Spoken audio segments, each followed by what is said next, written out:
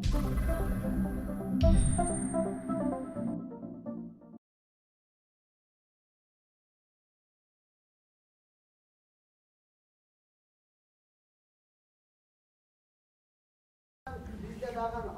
uçurlarda uşundaylar koyup barata tuğanlarından kancaлагan ölüp atkan bolsa uşular ölbey kalsın dep kabırga koğurçak koşa köme başladı da.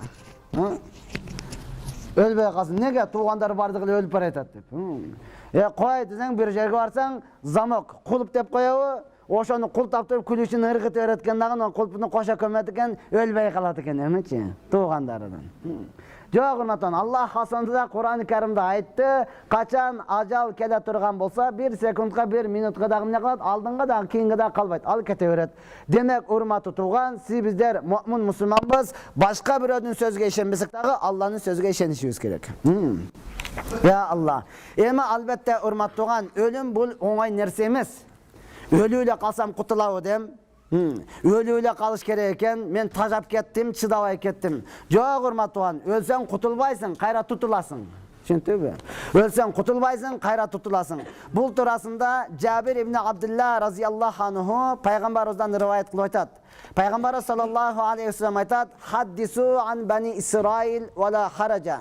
Силер Bani İsrail, еврейлер турасында, жөөттөр турасында сүйлөй бергиле. La haraja, sizlerge hiç kına күнөө болбойт. Түшүндүңбү? Биз бирөөдү сүйлөсөк, гыйбат, астагфирулла, гыйбат кылып, ошактаба дейбиз го. Пайгамбарыбыз айтат, еврейлер турасында сүйлөй бергиле. Еврейлер турасында сүйлөй бергиле, ушак болбойт, күнөө болбойт. Неге? Fa innahum qawmun qad kana fihimil aajib. Алар ушундай бир коом болгон, каргышка калган бир коом, ушундай бир коом болгон, аларда таң калыштуу нерсе өтө көп болгон, урматтуу туган. Таң калыштуу нерсе өтө көп болгон. Ошолор туурасында сүйлөй бергиле. Албетте таң калыштуу Муса алейхиссалам Фираундан аларды куткарып калып Кудайга ишенгенде деп куткарып, деңизден өткөн учурларда бардыгы чөгүптү, бардыгы чынында эле Кудай бар экен ишендик деди. Тек барса бир торпак турган экен, ошого сыйынды. Торпаққа сыйынып кетті.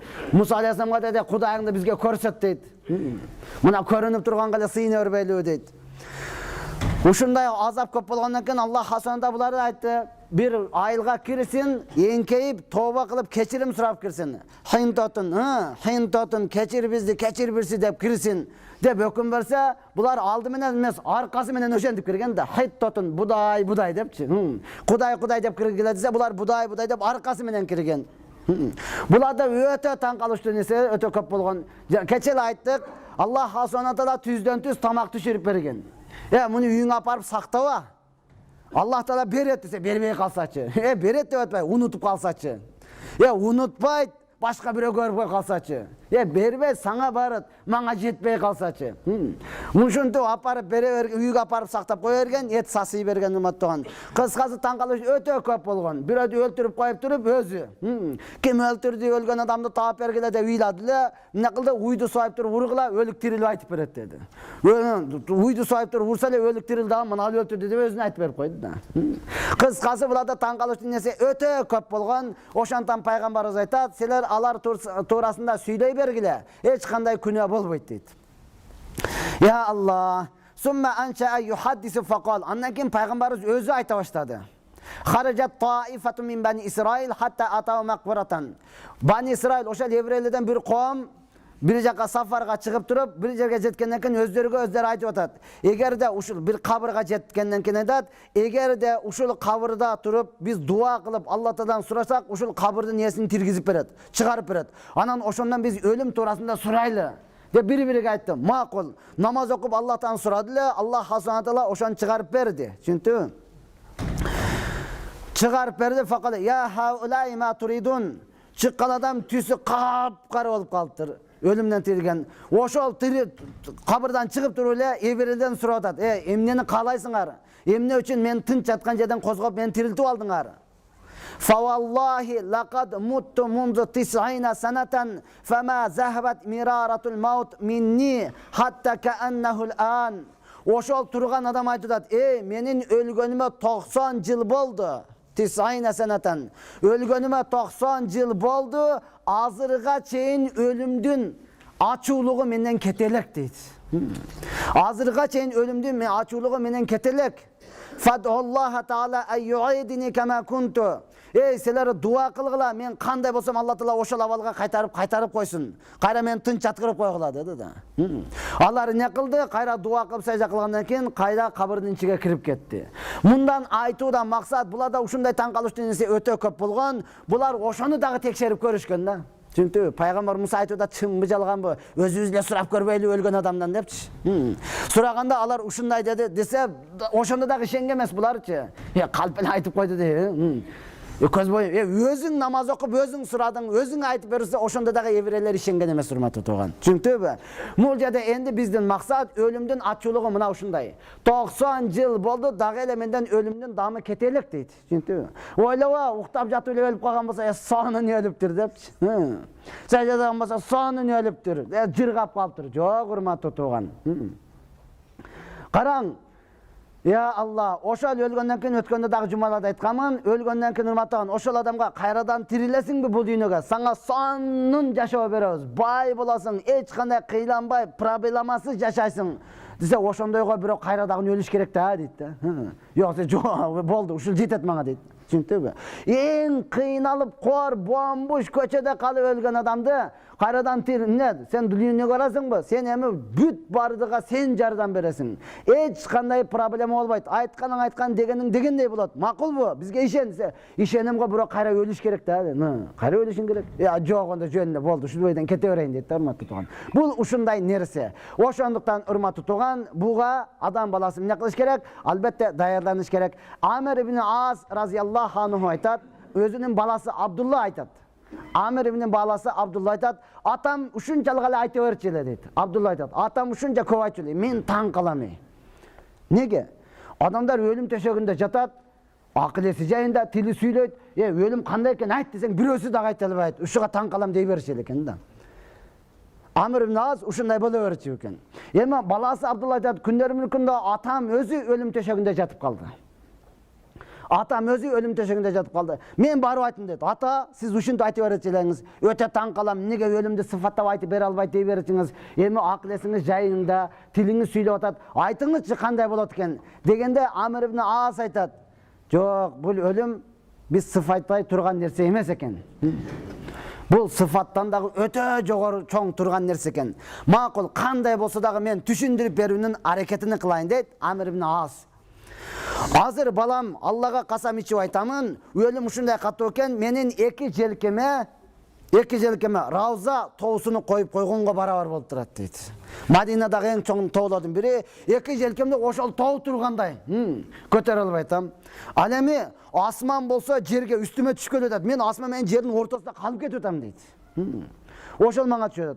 Ал эми жаным, рухум болот болсо, рухумду жөн эле мындай оозумдан көзүмдөн чыгарбай, ийненин тешиги бар го, ошол жерден чык деп кыйнап атат дейт. Бул мына ушундай экен дейт. Я Алла, эми Амир ибн Ас өз айтып атат, мен өтө коркунучтуу. Бир кезде, я Алла, менде 3 абал өттү дейт. 3 даража, 3 абал өттү. Бир кезде мен динге келиштен алдың жахилат учурунда пайгамбарга өтө каршы мен элем. Ошону өлтүрсөм дейт элем дейт. Эгер ошол учурда өлүп калганымда аннык дозокко түшөт элем. Бул анык эле дейт. Бирок Аллах Таала мага иман берип, мен динге келдим, хидаят таптым, ислам динини түшүндүм, пайгамбарды ушунчалык жакшы көрүп сүйдүм. Ошол учурда сүйүп жүргөн учурумда өлүп калганымда, анда пайгамбар мага өзү жаназасын окуйт эле. Мен пайгамбардын дуасыга жетишет элем, анда анык бейишке кирет элем дейт. Бирок пайгамбар дагы өтүп келди, андан кийин мен дүйнөгө канча берилип, дүйнө менен канча алек болуп калдым, энди абалым кандай болот аны мен айта албайм дейт. Албетте урматтаган буну айтып өттү. Бул сиздердин бардыгыбызга тийиштүү, Бардыгыбызга тийиштүү урматтаган. Бардыгыбыз ушул 3 деңгээлден өттүк. Бир кезде мындай кылып жүрдүк эле, көчөдө. Сөгүп алып, көчөдө кулап томолонуп жаттык эле. Эгер ошол бойдон өткөндө кете бермексиң. Кудайга шүгүр, андан кийин даватка чыгып, динге келип, эми бактылыкты таптым дедик. Бирок даватка 3 күн чыккандан кийин, бир канча диндин бир нерсени үйрөнүп алгандан кийин, эми өзүнчө эле аалым болуп калдык. Ол мандай эле болот, туура адамылла депчи, фатва бере турган болуп калдык. Ya Allah, dinge kelip oşol ihlas menen kelgende oşol boydan ötkөнүбүздө бейишке киришибиз анык эле да. Эми динди дагы бир канча үйрөнүп, баяндарды, намаздарды окуп туруп өзүбүзгө келип алдык. Эми дүйнөгө арек болуп калдык, урматтаган баларат вакыт бар деп коюпчу. Эми акыбалыбыз кандай болот? Алла гана билет, урматтаган. Кыскасы кандай болсо дагы сиз биздер эми Аллах Тааладан кечирим сурайбыз, өлүмгө даяр болобуз. Бул өлүмдүн ачуулугу, бул ар бир инсанга келет, кааласаң, каалабасаң. Өтө таң калыштуу бул жерде окуя айтылып турматтаган. Сулайман алейхиссалам бул малакул маут, өлүм периштеси менен дос экен. Сулайман алейхиссалам пайгамбар. Ал күндө Сулайман алейхиссаламды келип зиярат кылып, ошону кабар алып турчу эле дейт. Бир күндө Сулайман алейхиссалам жаныга келгенде, Сулайман алейхиссаламдын алдында сүйлөшүп турган бир киши бар эле. Өзүнүн коомунан бир киши. Өлүм периштеси, биз Азраил деп атап коебуз, Өлүм периштеси жанагы кишиге ушунчалык эмне кылып карап койду. Жана турган кишиге карап койгондо, баягы киши Сулайман алейхиссаламдан сурады. Карап койдан малакул маут, өлүм периштеси Азраил чыгып кетти. Чыгып кеткенден кийин жанагы киши Сулайман алейхиссаламдан сурап атат: "Я набияллахи, ман хаза дахилу алейка?" Эй, Алланын элчиси, пайгамбар, азыр сенинге келип кеткен бул ким эле? Дегенде Сулайман алейхиссалам айтты: "Малакул маут, өлүм периштеси" деди да. Өлүм периштеси дегенде жанагы киши айтат: "Бул өлүм периштеси болду, мага ушундай карады. Менин жанымды алат экен. Мага жарыдан бер, акыркы муктаждыгыма мага жарыдан бер, сага менде муктаждыгым бар. Ошол муктаждыгымды аткар." Дегенде Сулайман алейхиссалам сурады: "Ва махия?" Эмне муктаждык? Кала та'муру риха ан тахмулани илал Хинд.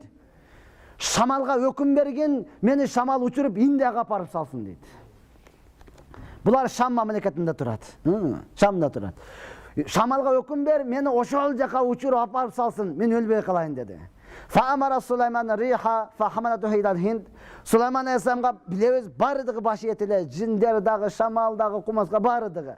Ошол өкүм берди шамалга, мына ушу кишини Индияга учуруп салгын деди. Индиянын дагы бир аралык экен.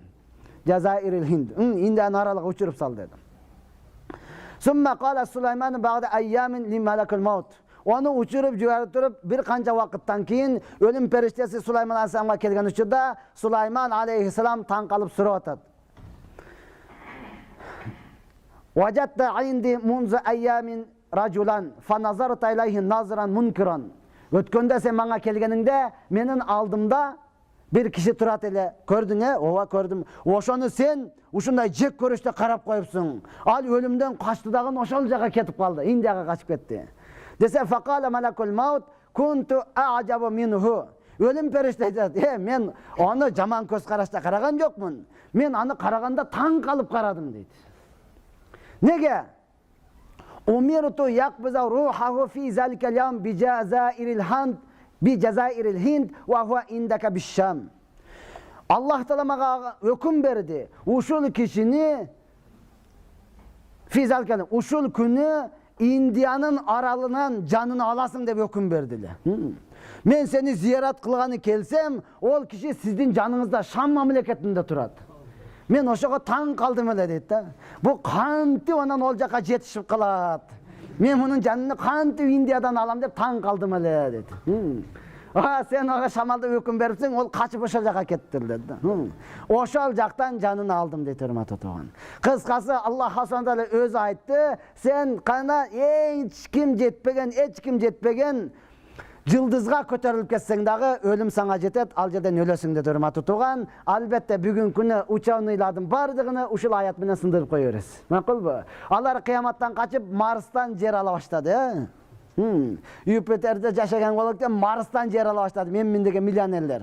Акчасын берип жер алып, ошол жака уже көчө теге баштады. Ошол жака өлүмдөн качып кыяматтан кутулуп кетели депчи. Эч жерден кутулбайсың урматтуу тууган. Кыскасы бул өлүм туурасында болду. Албетте бул ар бир адамдын башына келүүчү. Макул, кайсы бир инсан өлдү. Бардыгыбыздын башыбызда бар. Атабыз, энебиз, эжебиз, карындашыбыз, балабыз, инибиз, бир тууганыбыз дүйнөдөн кайтты. Дүйнөдөн кайтканы өлүм төшөгүндө жатат. Эмне кылышыбыз керек урматтуу тууган? Качып чыгып кетпеңди ал жерден. Таң қаласың, өлгені жатады деп қашып кетеді. Барың, молдаке сіз барып келмей айтың, иман айтың. Сіз жақын туғанысыз, еш қашан қорықпаңыз. Бардығыздың башыңызда бар. Түсінді? Жан шығыш әлбетте өте қиын нәрсе, ал оңай болу үшін аны қыбланы тептіріп жатқырып қойыңыз. Түсінді? Қыбланы теуіп жатсын. Жан шығыш оңай болады. Эми ошол жерде албетте сіз келмени талқин қылып, келмени айтып тұрыңыз. Аға айттырбаң. Келмени айт, иман менен өл. Айт дейм. Жоқ, урматтуу тууган. Өзүң айт дейт да болчу, кыйналып аткан адам. Пошол дейт, жогол дейт. Ачуу арасында турат. Ачуу арасында ар бир адамдан ар кандай жаман сөз чыгат, урматтуу тууган. Ошондон ал кыйналып жатканда эмне кылаң? Жанында отуруп эле ла илаха иллаллах Мухаммадар Расулуллах деп айтып туруңуз. Түшүндүңбү? Айтып туруң ага. Ага айт дебиң. Түшүндүңбү? Айтпай коет да. Түшүндүңбү? Ошондон келмен айтып туруң. Анан болбой жаса Ясинди өзүңүз окуп туруңуз. Ошондон ар бир мусулман пайгамбарыбыз айтты го, менин үммөтүмдүн ар биринин жүрөгүндө Ясин сүрөсү болушту каалайт элем деди да. Ар бир мусулман башканы билбесе дагы Ясин сүрөсүн билсин. Кыргызча болсо дагы жаттасын, урматтуу тууган. Түшүндүңбү? Каяктагы эле сени сүйөм, күйөм деген асманда чыгып кеткен жылдыздарды жаттай бербей, ырларды жаттап алып көчөдө башыңызды кыймылдатып, тизиңизди кыймылдатып жүрө бербей, биздин жүрүшүбүз дават деп коюпчу. Баласы жүрүшүң даватпы? Жүрүшүң кыпкызыл күнөө. Ошондон кыргызчасын болсо дагы жаттап, ошол жерде окуп турулсун. Макул. Окудуңуз, жаны чыгып кетти. Энди эмне кылыш керек? Албетте эгини байлаң. Бул эмне кылат? Азыр жан бар, оозуңуз ачылып жабылып турат, көзүңүз нымдалып турат. Жан чыгып кетти, урматтууган, көз ачык бойдон калат. Ооз чылкайт, эк түшөт. Түшүндүңбү? Ошону байлаң. Азыртан үйдөгүлөргө барып айтың. Бирөө өлө турган болсо манандай кылып байланат. Я Алла. Ноокатта бирөө ушинтип сүйлөсө, аксакалдар урушат экен да. Жөн эле сүйлөй бересиңби? Өлүмдөн башка нерсе таппай калдыңбы? Жөн жаткан Кудайга тийишип дейт. Бул акыйкат, бул айтылыш керек, урматтуу тууган. Түшүндүңбү? Ар бир адам айтылыш керек. Ал жан чыктыбы, эми качып кетпестен анын эгини байласын. Түшүндүңбү? Ооз жабылсын, көзүн ушалап туруп жамып койсун. Албетте мен өз жашоомдо көрдүм. Бирөөгө барсак, уже 3 күн болуптур, 3 күндөн бери көмүлүлөр экен. Ага дагы барбайт элем, бирок 3 күн болду дегенден адам таппай атабыз көмө турган дегенден барганга туура келди. Барсак, майрам сууга алган атабыз, ачып бериң, балдары кыздар бир көрүп алсын. Өзүң ачып көрө бер. Жок, сиз ачып бериңиз дейт. Макул деп туруп, эч бир ойлогон жокмун да. Ушундай эле алсам, оозу көзү ачылган бойдон жатат да. Ойлой эле баары эле ушундай ачтым да, оозу ачылган, шат ташап койдум да чыгып кетип калдым. Ана көрө бер депчи. Жумуп койбоптур да балдары. Кыздары ошон жабып койбоптур, байлап койбоптур. Өлгөндөн кийин эми бут, урматтуу, эки бармакты эмне кыласыз? Бири-бириге байлап коесуз бутту. Түшүндүңбү? Мунун буту дагы байланган эмес, бечара карып калган аксакал тизеси бүктөлгөн бойдон калган да. Эми кепин деп көрдү да, муну кантип кепин дейсиң? Ошондуктан, урматтууган, бул ар бирибиздин башыбызда бар нерсе. Ошондон жалпы үйрөнүш керек, келип сураш керек. Макулбу? Эми урматтууган, ошону байлайсыз. Макул, толугу менен келмен айтасыз, андан кийин жаткырып коесуз. Мунун төгөрөгүндө бизде жаман адат бар. Аялда төгөрөнүп отура берет, Эч ким олтурбасын. Түшүндүңбү? Эгер сиз өзүңүздүн ден соолугуңузду карайм десеңиз, өлгөн адам төгөрөгүндө эч ким олтурбасын. Бул жаны чыктыбы, энди мундан жаман нерсе чыга баштайт. Ошондон пайгамбарыбыз саллаллаху алейхи вассалам бир хадисте айтат, силер 3 нерсеге шашылгыла. Биринчи, кызыңар бойго жеттиби, турмушка бергенге шашылгыла. Экинчи, бирөөдөн карыз алдыңбы, төлөгөнгө шашыл. Берем да чыдап тур дебейчи. Төлөгөнгө шашыл. Үчүнчү, бирөө жаны чыгып кеттиби, маркум өлдүбү, аны көмгөнгө шашылгыла деген, урматтуу тууган. Аны көмгөнгө шашылгыла. Башка бир хадисте ушул карызды төлөгөнгө шашылга дегендин ордуна конок келдиби, чай бергенге шашыл деген да. Чыгып жөнөгөндөн кийин чай ичет элек, кичине отуруп турбайсызбы дебей, түшүндүңбү? Келди, эмнең бар, ошону алып келип бар нерсени койгонго шашыл деген, урматтуу тууган. Кыскасы ал турасында кийин дагы айтышыбыз керек. Неге өлүмдү көмгөнгө шашыл? Анын төгөрөгүндө турба. Советке имамдарга ушундай сабак өткөнү бардык, Каракулжа Советке. Барып ушуну айтып берсем, неге олтурбаш керек дейт. Андан уу чыгат, жаман нерсе бөлүнүп чыгат. Түшүндүңбү? Ал сиздин көзүңүзгө зыян, ал сиздин тишиңизге зыян, ал сиздин ден соолугуңузга зыян. Көзүңүз нуру өчөт, көрбөй калат, тиштериңиз түшүп калат. Десем, имамдардын бирөөсү, "Онда меники шого түштүбү?" дейт. Тизи таза түшүп калыптыр да урматтуу. Мен каяктан билем кайсыга түштү? Бул зыян урматтуу туган. Түшүндүңбү? Ошондон аны мүмкүн болсо коюп туруп, эркек кишиби аялдар чыгып, эркек балдары өздөрү отуруп, эртерээк узаткан аракетин кылсын. Аял кишиби жакын туугандары келсин. Макул келди. Эми урматтуу туган, албетте муну жуабыз, жууп туруп анан узатабыз, Бизде сөзүбүз бар, байкуш, бечара депчи. Ким байкуш, ким бечара? Ушул жаны чыгып кеткен адам ошол байкуш. Ошол бечара да.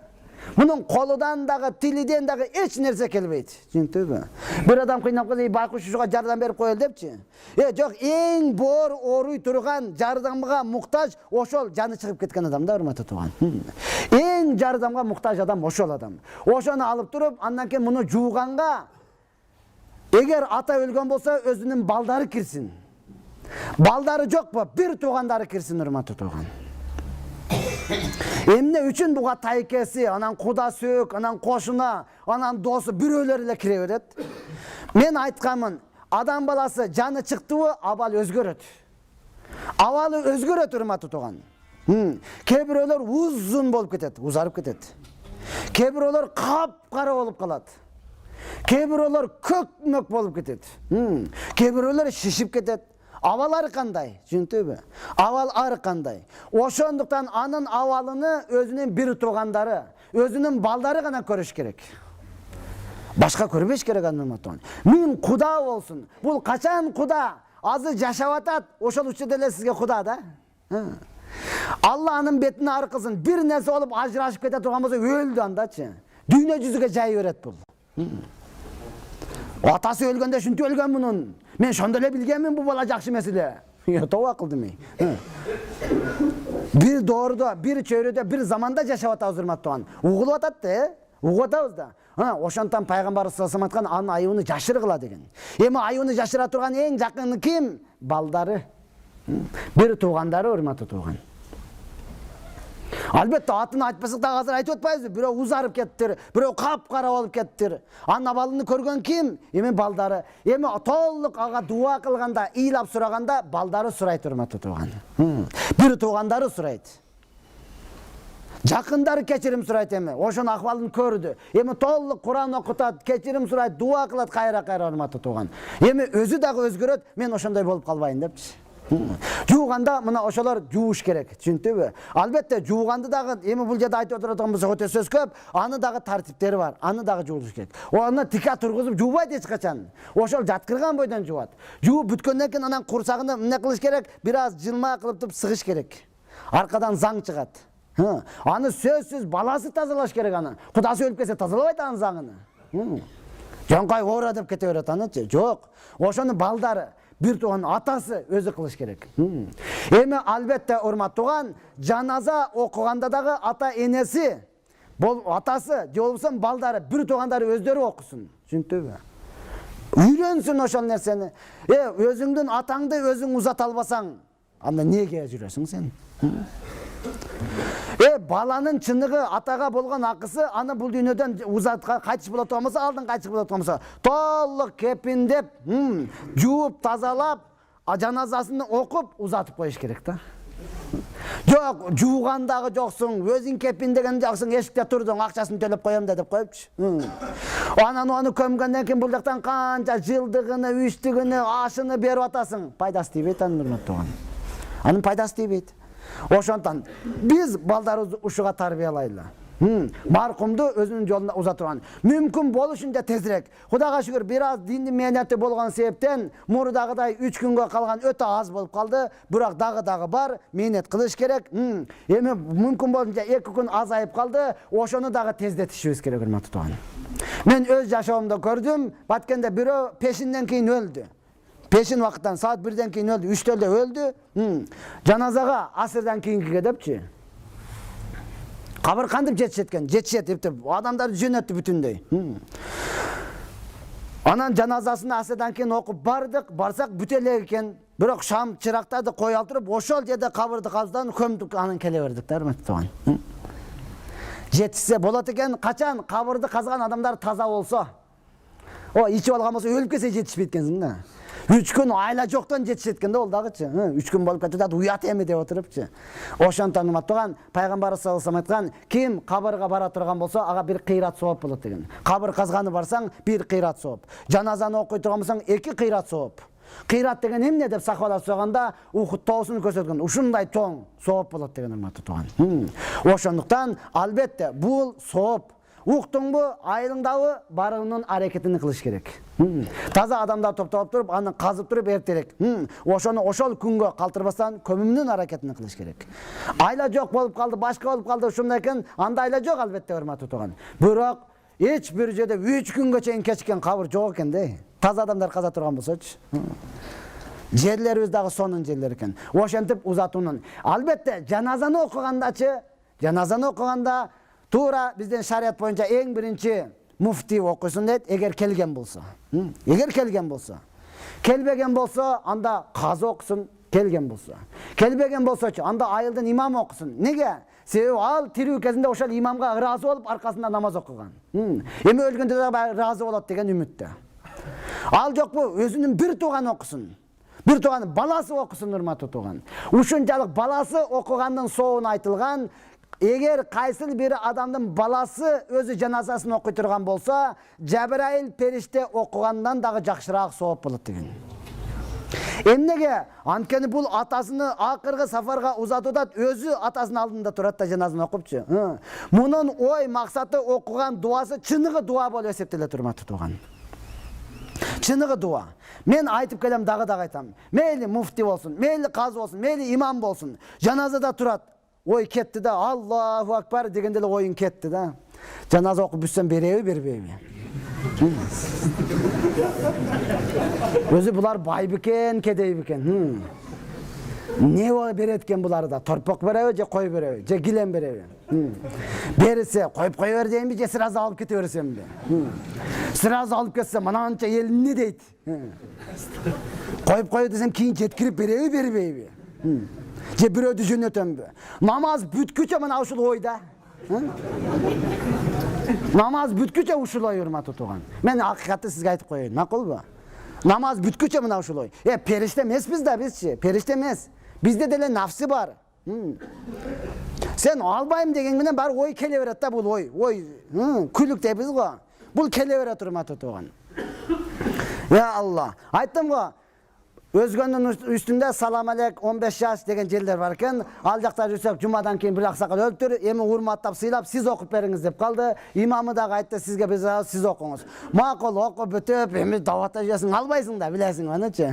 Ой, эми ой бүттү ошол ой, намаз менен бүттү, ойлонуп жатыпчы. Отурсак, келиптир, торпокту эмне кылайлы депчи.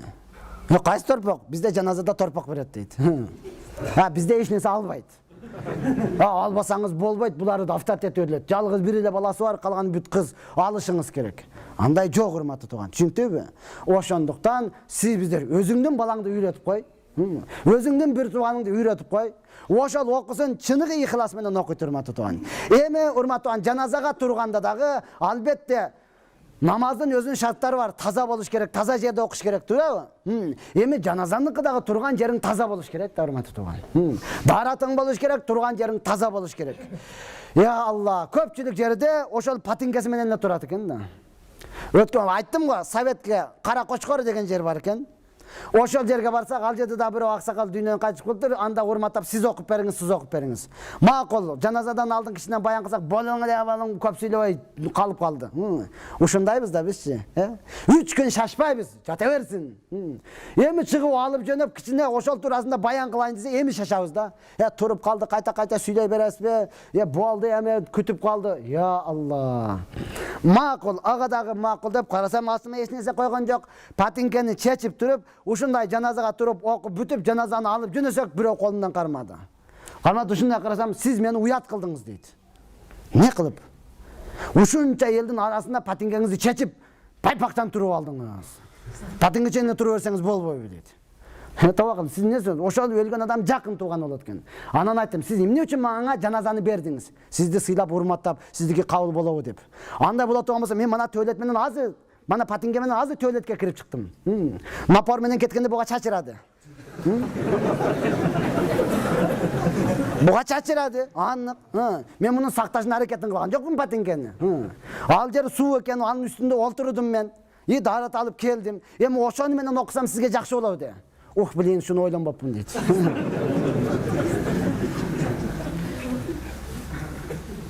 Ошондуктан бир жай намазды алып келип койсоңуз, мен үстүндө туруп окусам жакшы болбойт беле. Десем, буга башым иштебептир, дейт. Дагы туруп баш иштейт экен, өтө сонун иштейт экен. Туруп айтат, жай намазды койсок, кийин барып ошо килемге айланып кетпейби дейт. Өлө баш иштейт экен да.